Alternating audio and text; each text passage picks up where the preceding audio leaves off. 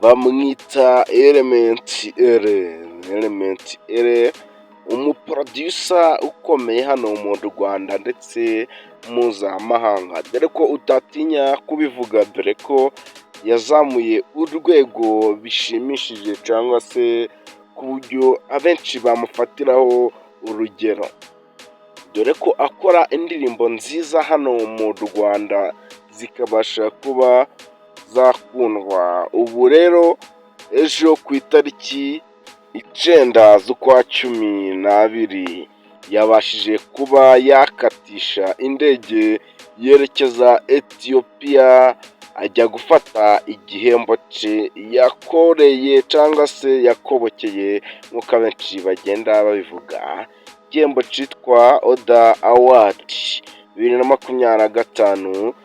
Nk'umuproducer witwaye neza yabashije kuba yategukana, yabashije kuba yarahize abandi hano mu Rwanda, ndetse akabasha kuba yafata igihembo cye cya Oda Award.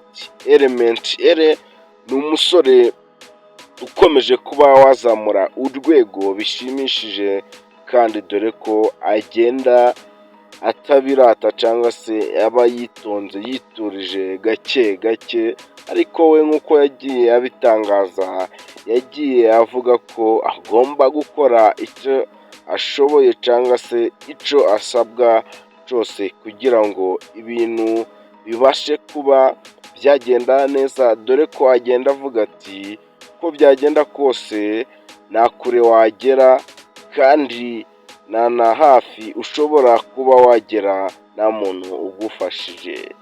Ati ahantu utekereza ukageza ati aho ngaho ntawaharenga. Ati tugomba kugerageza rero kuba twakora ibintu byiza kugira ngo ibikorwa byacu bizabashe kuba byakivugira. Rero ubu rero yabashije kuba yahabwa igihembo, yerekeje Ethiopia, abasha kuba yahabwa icyo gihembo yakoreye, dore ko anagikwiye. Biragoye ko nawe ushobora kuba wamuveba ukamubwira ati ntacyo akwiriye, kandi yarakoze ntako atagize. Element L, umusore ukiri mutoya ariko ufite ibitekerezo bihambaye, ukora ibintu bikaze.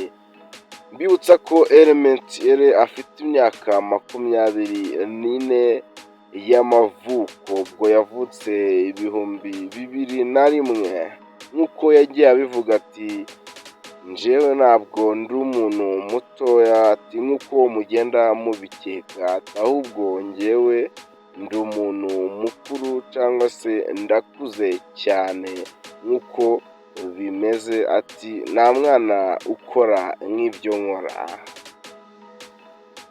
nk'uko rero yakomeje kuba yabivuga, dore ko Element L, dore ko adakunda ibintu by'ibitangazamakuru cyangwa se imbuga nkoranyambaga ngo abashe kuba yashira ubuzima bwe hanze, babashe kuba bamumenya. Ibintu bye aba yabikoze biri privacy. Rero nk'uko yagiye abikora neza, rero byabashije kuba byamuhesha igihembo gikomeye hano mu Rwanda, dore ko yagiye abitangaza avuga ati once again I go by the names Element L.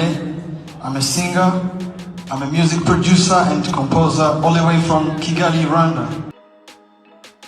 ngayo nguko rero muri Ethiopia, Element L yabashije kuba yasesekarayo, bamubita igihembo cye, abasha kuba yavuga ati Imana ishimwe, ati Imana niyo ibikoze, ati ku bwanjye ntacyo nakishoborera, ati ahubwo Uwiteka Imana niwe ukomeye. Dore ko byanagiye bivuga ko ashobora kuba yaravuye muri rya tsinda rya 155 AM, ubwo rero ubu asigaye arakora ku giti cye, dore ko yabashije kuba yazamura urwego nk'uko amakuru yagiye acicikana. Bagiye bavuga ko bamuhemba amafaranga atamukwiriye bitewe n'ibyo aba yakoze, rero abasha kuba yakikuriramo ake karenge avuga ati nta byiza by'abantu, ati baba bashaka kukuriraho, ati wowe utabona inyungu. Rero nshuti, twakomeje kubana muri iki kiganiro, nkutsa ko nimba utarakora subscribe yikore kugira ngo ibindi biganiro byiza tuza tubagezaho bizabageraho ku gihe. Mwari kumwe na Benjamin, ndabashimiye, Imana ibarinde, ndabakunda cyane, ciao ciao.